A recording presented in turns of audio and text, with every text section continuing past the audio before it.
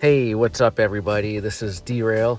Thank you for tuning into the channel. If you've been following, I said I'd do a quick update video. I acquired a 1986 KDX 200.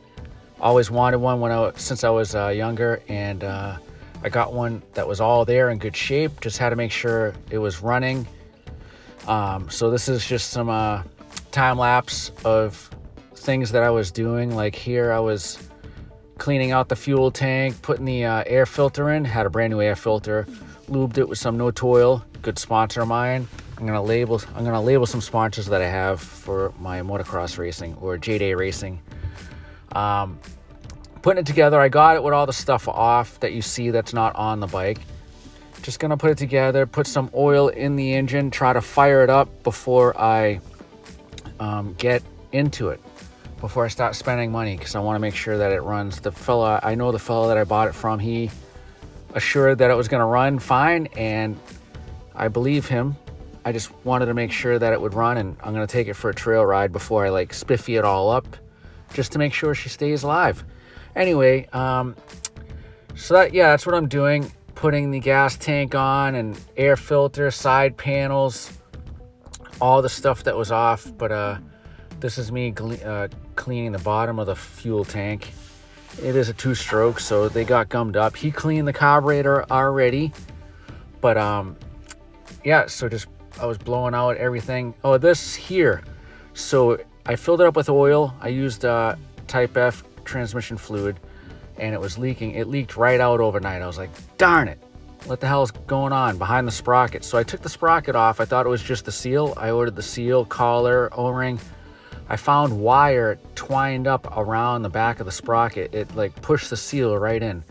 So that was like some old speaker wire that I had to rip out of there, and it was a bitch. But this is a collar that goes over the counter sprocket shaft, the sprocket shaft and the seal. I always coat the outside of the seal with a slight bit of RTV, so if there was any imperfections in the aluminum case, that would help seal it up. It's just the old habit I have from working at the car dealership, doing rear end axle seals and stuff. If you have any automotive experience, you've done it, rear main seal, whatever.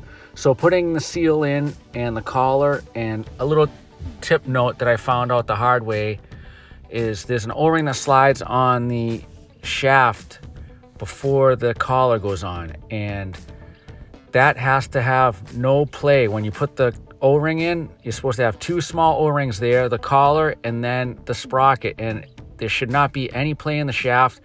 And when you put the C-clip on, which I'm doing now, when you put the C-clip on, it's got to be tight. There cannot be any play. If there's any play, it will leak. I got a new kickstart for it. I had the wrong one, so I bought a brand new old stock one, $150. My nephew Pete, we're mixing some gas. I used the 927 Caster Maximum 2-stroke oil, and my friends are all frowning upon that, so I'm making a change to the H1R. But anyway, for this startup, we're using that. And the only downside of that is I hear it doesn't mix well, and it runs really, really dirty, like oily, and I remember that too. But we put a gallon in her just to try to get her running, and I got it all together as I can. The front still has a flat, which whatever. I'm just going to take it for a ride on the asphalt if it runs. But I was very surprised trying to prime the carburetor, the old trick, lean it over. And here we go. A couple of kicks from this little man. He was kicking away, but I'm pretty stoked. If this thing fired up, I'm super happy. We're having trouble figuring out what was choke and what was not. So that was a midsummer night, so it should start up with or without. Giving it a good old effort. So kick. This thing hasn't ran in at least 20 years, right? 85, yeah, at least 20 years it hasn't ran, or 15 anyway. So we got her running. Look at this. I cannot believe it's alive. My friend Doug that sold me it cleaned the carb, and I just went with his setting that he had it on. It was running kind of shitty. Didn't realize it, but we had it running with the choke on. The choke is, there's a lever on the carburetor. If the lever is down, that's choke on. So here he goes, like oil and everything, getting into the clutches that haven't ran in forever. My nephew's taking it for a ride, loving it. Good old KDX 200. If you remember these things, they were an on-off-road kind of an enduro bike. It was like one of its kind at the time.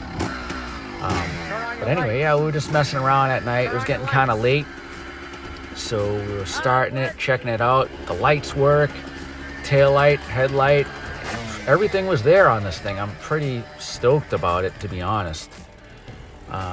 Can't wait to get it to the next level. So yeah, I let him take it for a ride. He's young, he was all excited about it.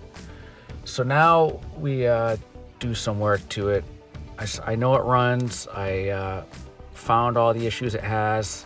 I need to change the tires and yeah, start cleaning it up. It needs rear wheel bearings, rear sprocket and chain.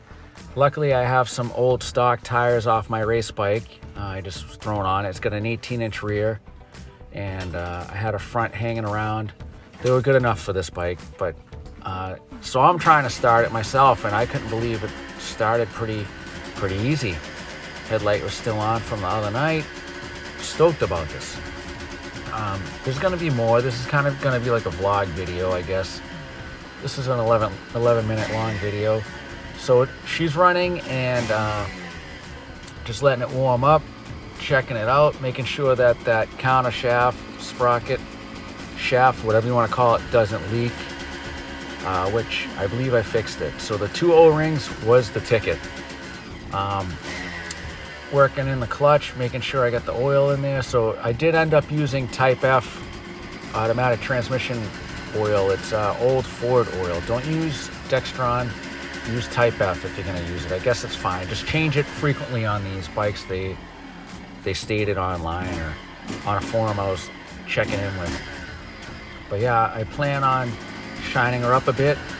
I got a new front fender. I got some number plate backgrounds, and Viterbi sponsors me. I'm gonna get some hand guards from them, take these bark busters off because the throttle tube's all messed up.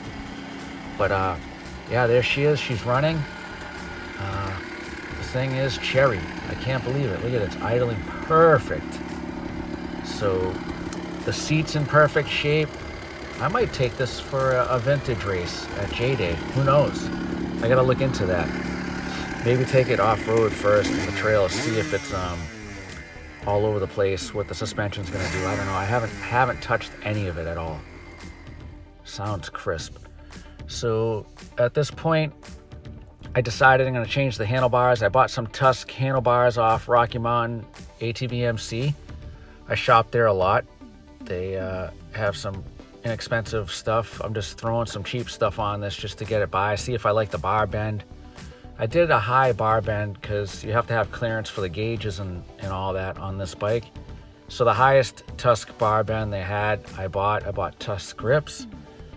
I kind of actually messed up the headlight. When I turned the handlebars, it ripped the wires out of the headlight socket. I gotta fix that. If you know anything about the wiring on these KDXs, please reach out to me. It's got no power now. It shorted something out. I don't know if there's fuses or anything. I have no idea. This is me putting on some backgrounds from Bike Graphics. They sponsor me. Thank you, Bike Graphics. The decals are awesome. I have them do all my bikes for the past 5 years anyway. I probably shouldn't spend the time posting this, but it's just putting on decals. I love doing it. It's therapy to me. And heat gun or not, I had trouble on the side plate, to be honest. Some of the plastics, like this headlight part, was cracked. So was the side panel. So I glued it with some plastic 2-part epoxy, and I knew I was putting the background over it anyway, so I knew it was going to hide it. But I'm not going to spend crazy money on this bike. It's just going to shine it up real quick. What I will do is buy a new rear fender. I have a aftermarket front fender, and we'll throw those on and check it out. So this is how I do backgrounds, shining it up. Good old 479 derail. That's right. I struggled with this one for some reason. I actually had to get the heat gun and get rid of a crease. It's been a while since I had to do that, but hey, it happens. I put these things on all the time. My friends have me do theirs. It's just, you have to be in the mood to do it. But anyway, yeah, my expectations of the bike is just to run, and maybe I'm gonna try hard to get street legal. If you know a good way to like wire in directionals on this thing, also let me know. Hit me up with links if you've seen anything on like Amazon or eBay that will work. I don't know if I have to convert the electronics on it, put a battery in it. Please, if you have any info, hit me up. Greatly appreciate that in advance. So yeah, that being said, just putting on the backgrounds, got fresh fuel in it. I do replace the rear wheel bearings and the rear sprocket. I don't know if I got video of that, but we've all done that. I think that's coming up right after this in a second. But I bought new levers for the clutch and the brake. The front brake was not working. I bled the system backwards by pushing the piston in, and guess what? The front brake works now. So the rear is drum brake. I took that apart, cleaned up the shoes, and sanded them and adjusted the lever. That works great now too. So I have foot pegs I'm customizing. You'll see in the next video, along with some other tips and tricks. That's all I have for now. We'll catch you at the next. Thanks for watching. Later.